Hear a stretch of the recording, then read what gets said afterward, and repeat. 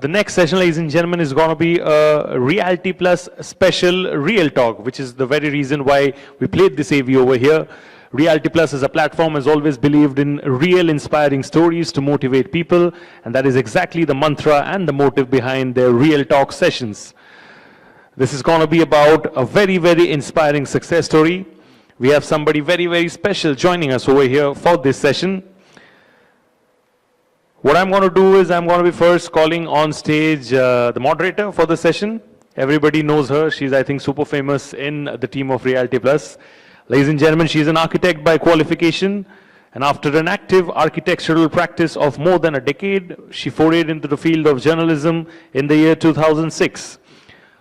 Please know that her work has been published in some of the major national newspapers, and she has also been a regular guest expert for various real estate shows all over the country. It's my humble honor and privilege to call upon stage Sapna Srivastava, editor of Reality Plus. Can we please have Sapna over here on stage? Give a big round of applause to Sapna, please, everybody, as she joins us over here on stage. And once Sapna is on stage, then I'll be introducing our esteemed guest for this session.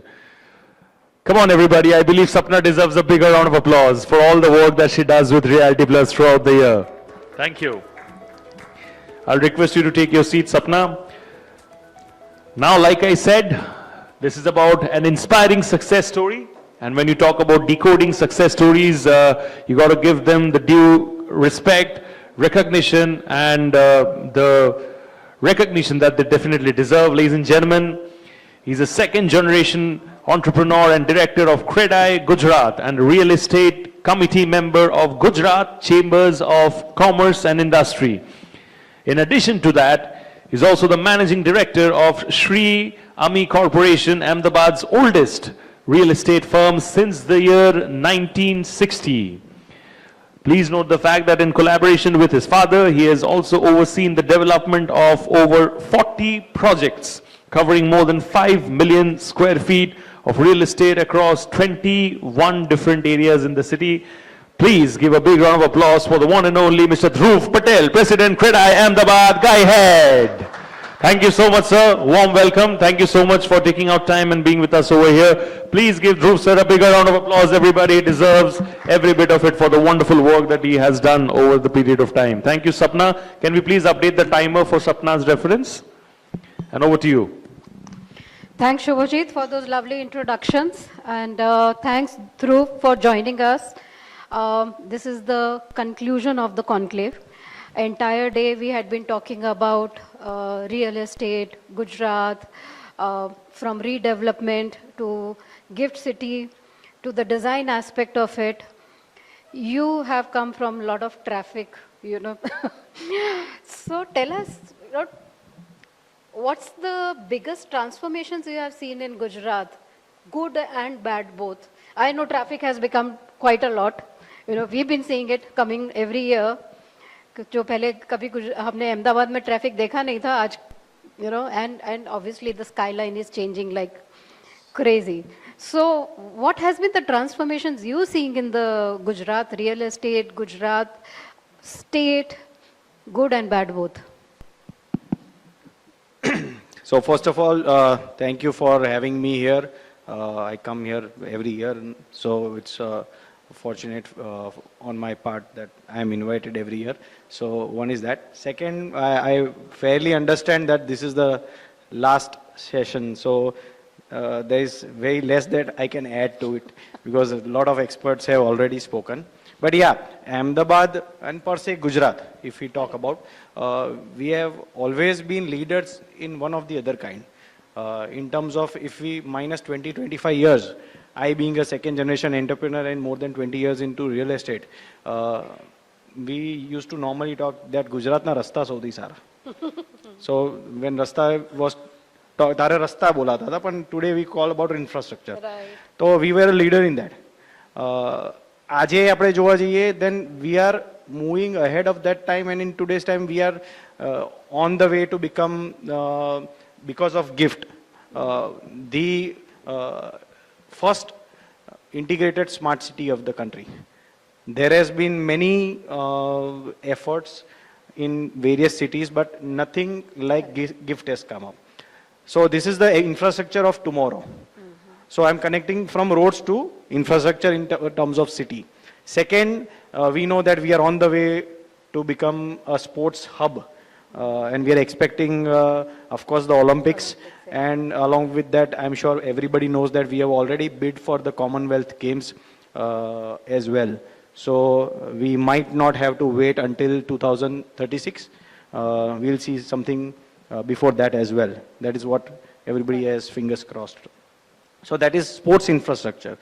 Third, Gujarat per se has been one of the most industrialized state in the country. Tamil Nadu is one, Gujarat is one. Today, if we see, we are very diversified. I'm sure we are number one in terms of the industrialized state and industrial hubs in the country today. Now, if we say Maharashtra or MP or Rajasthan, you will name one or two cities. But if we talk about, I'm talking in terms of industrial development. Surat has a diamond. Yeah. So Surat, then Ankleshwar and Vapi is for chemicals. You'll see Rajkot, Ahmedabad for textiles, right? Pharma. Now we are seeing semiconductor, and we see the new Dholera that is coming up, where 1 lakh crore has been committed by Tata. So we'll see another 10 years down the line, what we see in Gift City today, we'll see in Dholera as well. The connectivity in terms of the roads is already underway. And I don't know how many people know, but there is a parallel railway line viability, which is high-speed rail from Ahmedabad to Dholera. That is also, the viability report is being carried out. If everything falls in place, we'll have a parallel road as well as a high-speed train that will connect from Ahmedabad city to Dholera in less than 25 minutes. So I think this is the infrastructure or the advantage Ahmedabad or Gujarat had and what we are heading towards. Correct. This is all the good part. Any fallout of all these developments, any, I think as a real estate sector, and I think even as a GDP part, we have missed the service sector bus. IT, SEZ, GCCs, we have clearly missed that bus. That's the unfortunate part. But because of the integrated, diversified, and very well placed infrastructure that we have a very good coastline. We are coping up and matching everybody. Yeah. Gujarat is a port city. That's the one biggest advantage of this. We have the largest coastline in terms of state-wise. Yeah. So you have a Kandla port and all that. So that's a big thing. So obviously each state has its own positives, negatives, strong points, like you mentioned. For ITS, I think Karnataka, Tamil Nadu, they are going big way. But when it comes to manufacturing and all these industries, you said, I think Gujarat takes the lead. What excites you about real estate? As you said, you are a second generation, you joined your father. So what made you not go for any other sector, but join your father for real estate? And what keeps you excited even after 20 years? I think as a family business, we have interest in three parts, roti, kapda and makan. So I think my father of course, and now I, the first organized developer of the city. That is the real estate part. We are also into textiles. We have 3 manufacturing units. And directly or indirectly, we are invested, not operating, but invested in food as well. But overall, real estate, it's a very common thing. We are fortunate that we are in an industry that fulfills the biggest dream of human mankind. I think owning a house is by far the biggest dream anybody would have.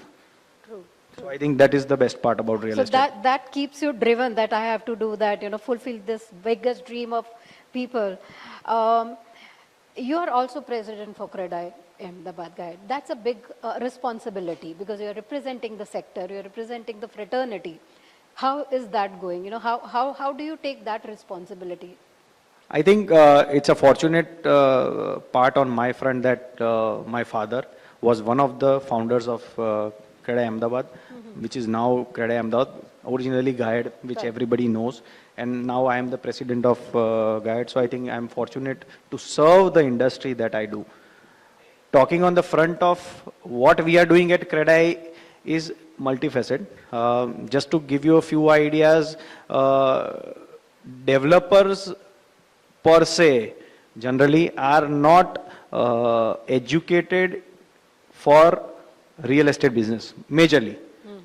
We are entrepreneurs, core entrepreneurs, we can do any business, that's a different story, but we are not educated on that front. So in the last 1 year, we took 2 initiatives, wherein CREDAI launched a executive program at IIM Ahmedabad. So any entrepreneur with an experience of more than 7 to 10 years is eligible to apply, and we talk about what real estate is today and the way ahead 10 years down the line. And that is what a leadership course that we launched for developers in IIM Ahmedabad in association with CREDAI. Second, in terms of education, which I mentioned earlier, I am not a civil engineer, I am not an architect or a designer or a structural engineer, but real estate requires a lot of technical know-how as well. So recently we launched a course for developers with CEPT University. So what are the basic principles of design? What are the basic principles of planning? What are the requirement that a project, at a project level, a developers need to assess before breaking ground to ensure green building or a sustainable building? We are now commencing that course in next 1 month for developers only. So I think that is one of the things that we do for developer education. I think that is one of the best initiatives that, CREDAI could have taken. As you said, the technical knowledge, and yes, in India we don't have any real estate courses. I think Hiranandani has started in Mumbai with HNC, and now IIM and with CEPT, you're saying, I think that is the best thing or the best initiative that could have happened in the real estate Thank sector. It is getting organized. If we have to bring in the institutional investments, I think the next generation of developers becoming more technically skilled also, they have the entrepreneurial mindset and approach when you combine with the technical and skill, and I think then it's unbeatable. But you did not have that advantage. You learned a lot of things on your way. What was that, hard lesson, that you learned the hard way? In real estate? In real estate, we are talking about real. So what was that lesson that you learned the hard way and you would like to share? That was one hard lesson that, I learned. I think for real estate, to ek zameen ma problem આવે ને એટલે બધું શીખી જવાય. Court આવે, revenue comes into picture. And I think one land transaction, if it goes wrong, you are through. Okay, so you've been there, done that. Yeah, but it's very subjective, so I think. Yeah, okay, great. So that was the lesson. Your biggest achievement that you would like to share, we are really happy about that. See, achievement, I am not a person who would want to evaluate myself. What I see is that every stepping stone is a start to another. So I think constant progress is important. But yeah, whatever I do and whatever I take a call, I fully back it and take it with a sense of pride that it is for my good, or talking about CREDAI, it's in favor of the industry or the association that I represent. I think pride is something that is a everyday thing. Whatever you do, it has to be with integrity and pride, I would say that. Okay, that was a diplomatic answer. And, I generally don't like to say I have achieved this or something. Yeah. So, everyone has, whatever job they are in or a business they are in, they like something about it, but they dislike also something about it. What about you? I would say, earlier also I said that real estate is everybody's dream, but the best part of real estate is talking in terms of business and the financial achievements or the growth. I always commonly tell at all the platforms that real estate is the thing to invest or venture into. Correct. Because today we see the stock market also booming and also real estate. I always tell people that if you don't buy a share of Reliance or a Tata's of the world, it's fine. You can buy another or you may miss, that's also fine. But Reliance or Tata cannot live without real estate. They will make their factories, they'll make their offices, they'll have employees who have their homes, you will have entertainment, you will have people using all the other amenities, the infrastructures of the world. But Reliance cannot, or equity and real estate is a very common comparison which happens all the time. So equity can not survive without real estate can survive without equity. So that is the best part of real estate, I would say. And what you dislike about your I think profession? as a sector, we are illiquid in nature. Like if you are invested in an asset class, it's not very easy to exit whenever you want, however you want. It's not very liquid. It is illiquid in nature. So that is the negative part of the real estate sector. But I think we are on the way to solve that problem. Fractional ownership and SM REITs that RBI just launched last year, that will make sure that the sector which has been illiquid for now, which is the negative part, will be solved. And even if somebody wants to invest 10,000 rupees or 25,000 rupees, like in an equity and exit whenever they want, they'll be able to do that in the next 3 to 5 years. So even that comparison between the shares or the market and real estate will also Absolutely, of that absolutely. gap also goes away. And most importantly, it democratizes the real estate. Even as you said, even the small investors can now invest Be a in part real of it. estate, be part of the real estate dream. Fantastic. Now, what is your success mantra? Because a lot of people look up to you. You've achieved quite a lot in young age. So what's your, how do you, look at success? What do you do to achieve success? We want to know. I think social media has much more to say than what I can in terms of the success mantras and all. But I think the less talked about thing and something that people don't favor, but it works for me is number one, keep it simple. Number two, which is not seen on social media, but I firmly believe is that less is more. Do less things, but ensure that you reach to the end of it. Today, the internet, the social media, or anywhere and everywhere you go, people want to do things, more things, fast, and achieve much more than what they can do, and they mess it up. So I think being simple and less is more, but less in the terms, whatever you decide, 2, 3 things, get to the end of it, and the success that you will get will take you long. Fantastic. So those are the, the pearls of wisdom from Dhruv Patel. Keep it simple. Less is more. Focus on what you are doing. Complete that and make sure that you achieve success in that. And that's what I think Dhruv has also been following. So that's what for the fraternity, What's about the young generation, which are looking at real estate? Earlier, people used to say, okay, IIM, IITs, MBAs, they don't look at real estate as a career option.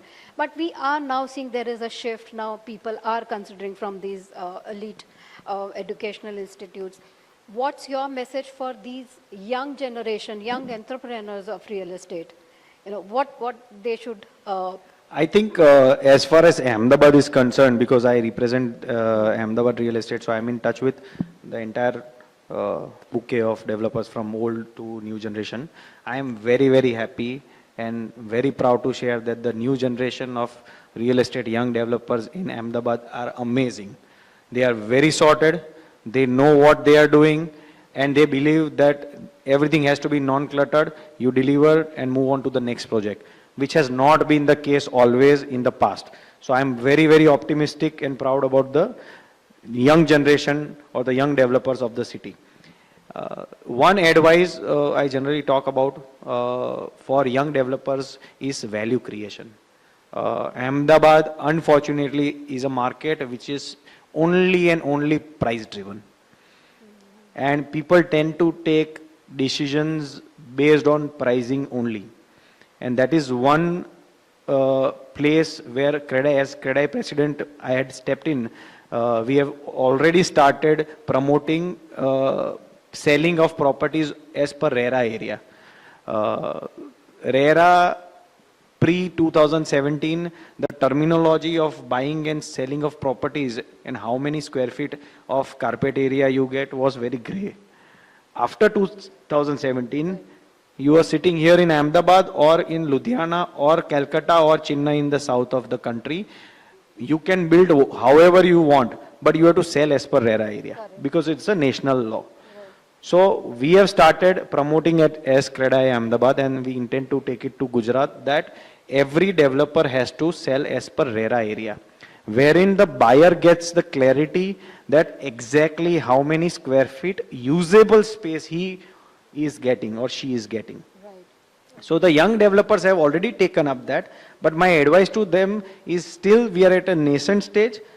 If you focus on the qualities of your project in terms of amenities that you give or the planning that you give or whatever value creation you intend to make in your project, because of this gray area of super built up, it gets lost. It gets lost. So at the end of the day, you have a gymnasium, you have a 4 parking, you have a clubhouse and everything. But the next guy or a nearby guy, if he gives 100 or 200 square feet less, the deal goes away. So the value creation is not happening. So I always tell young developers to adopt the RERA area. So you know exactly what price you are paying for the square feet that you can use as a net. Then and then only the value of the amenities or the facilities that you provide will come out. Correct, correct. So I think that is the general advice I give to young developers. And it gives benchmark to, as you said, home buyers also. They Absolutely. can compare, It is otherwise. utmost clarity that I am paying, say, 50 lakh rupees for, say, 500, 700 square feet. Right. I'm talking small size. And I am paying 52 lakh rupees for the same size. Right. So why am I paying 2 lakh rupees more? Then I can go and compare the facilities, the amenities and Correct. the detailing of that project, and their value comes out. Right now, it is getting lost in the super build-up. Right. That's correct. I think value creation, and it is going to benefit the real estate only in long term. It's going to benefit the developers in long term because they'll be able to benefit from the value creation that they have done, and the buyers would be able to give, they'll be able to realize or acknowledge. So the what value happens creation. is that buyers also fall into that mentality Yeah. that I am getting this many square feet for this amount. So then they will start evaluating, okay, is it worth it? Are they giving enough that I should spend a few lakh rupees more in this option rather than that? So the value proposition mindset starts. Correct. So it is both ways. Correct. So it is for the entire sector. I think that is where somewhere the industry also has to educate the buyers. See, that is why the youth developers, they are quite open-minded. I'm not talking about the seasoned players. They can propel this. And if they can, and they are able to do that, then the buyers will benefit. They will also get better pricing for the same products that they are not getting today. Fantastic. I think that's one of the biggest advice that you could have given for the entire fraternity, and educating and creating awareness even for the buyers for their benefit. It's a win-win situation, I think, for Absolutely. both of them. Lastly, before our time is up, but any wish that you have, you would like to fulfill in the next coming I years? think if the Olympics come, we are all sorted. I think everybody will be happy, right? Okay, fantastic. I think that was a very, kind of a very wholesome. I think we couldn't have asked for a better closing to the entire conclave today. And, talking about how the young developers are looking at it, what CREDAI is doing for the benefit of not only the industry, but also for the coming up generation of developers, creating all those educational facilities for the next generation, creating value creation and awareness for the buyers as well. I think that's fantastic. And anything that you would like to add for our audience who is here? I'd like to share a few numbers in terms of macro level economics. If we see, then we are close to, or we are a 4 trillion economy now, on the way towards 10 trillion in the coming 10 years. Real estate sector, if we see as a whole, to a developed country, to a developing country, if we compare, India is placed as a developing country. We have around 8 to 8.5% share in the GDP of the country today. This was less than 5% when we are at 1.52 trillion economy. Going forward, if the numbers are correct and the projections are proved right, by 2030 will be a 8 trillion economy. Now, the role of real estate, we are the second largest employer after agriculture. So, any developed country, the benchmarking is around 14 to 16%. If you say China or the UK or the US of the world, they are at around 14 to 16 to even 17, 18% on a higher side in few countries. So, 8% to the higher 15 or 16% journey, say next 10 to 15 years, the growth of real estate that we can expect in the coming years is going to be tremendous. Number one. Number two, we are around 350 to 400 million dollars in terms of the share that we have today. That is expected to cross around 1 trillion by 2030. I have my friends from Knight Frank and CBRE and all, they know numbers better than me. But I think where we are poised, or if I can say when in 2014, when our Honorable Prime Minister took over as the Prime Minister of the country, the GDP that we had is going to be the GDP of the only real estate sector by 2030. So you can guess the potential. Yeah, fantastic. And I think the infrastructure boom that we are seeing, it's going to, it's only going to propel the growth of real estate across the country. So thank you so much for that very candid conversation and sharing your, candid views with us. Thank you so much. Thank you. Thank you so much. That was one rapid fire round, I think, with Dhruv today. Definitely rapid and full of fire, and so rapid that we actually didn't want it to end, but then time has said so we couldn't do much about it. A big round of applause once again for Mr. Dhruv. Please, I'll request you to please kindly wait on stage. Can we have the token of appreciation for Mr. Dhruv over here? I'll request Sapna to please kindly give away the token of appreciation to Mr. Dhruv over here.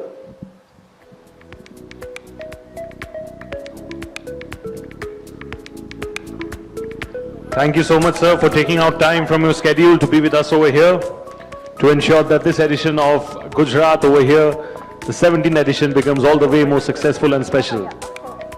Thank you so much.